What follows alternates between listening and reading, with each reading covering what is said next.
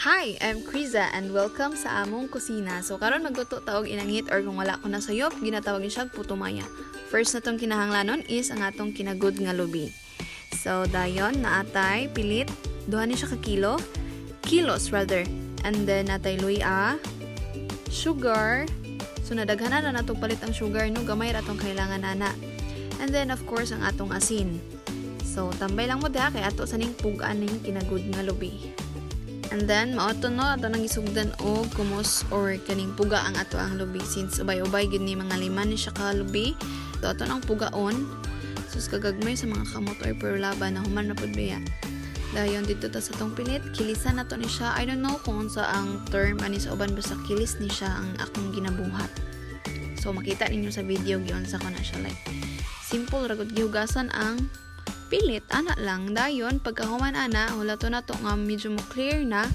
Pag clear na dayon is, ato na din na siyang butangan sa gata.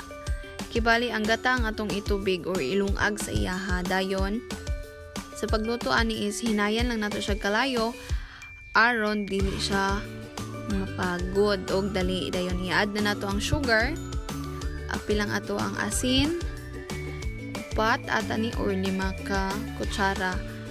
Dayon, i-mix lang.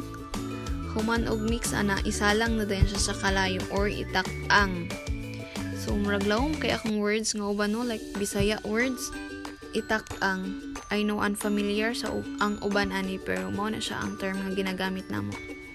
Gi-on na din nato ang stove dara. Dayon, gitak-ang na nato.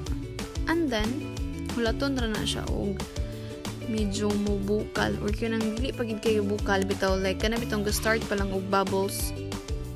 Then i-add na to tong atoang luya para ang iyang humot is kuan maano gyud like mugawas gyud ang humot. Dayon pagkahuman na nagbutang sa luya, i-mix nato na siya para maadto siya sa ilawom. Kay daghan-daghan gid niya tong naluto karon mga so 2 ka kilo ni siya. Dapat isa ra gid unta tong lutuon mo ang dugay kay siya naluto kaya naman akong inahan nga 2 daw ka kilo kay daghan man mi. So wala ko'y choice. Daog gid si mama, ana lang. Then human na is ato din siyang takluban. Dayon paabuton maluto. Ta-da! And there you have it, our inangit. So I hope you guys enjoyed the video and thank you for watching.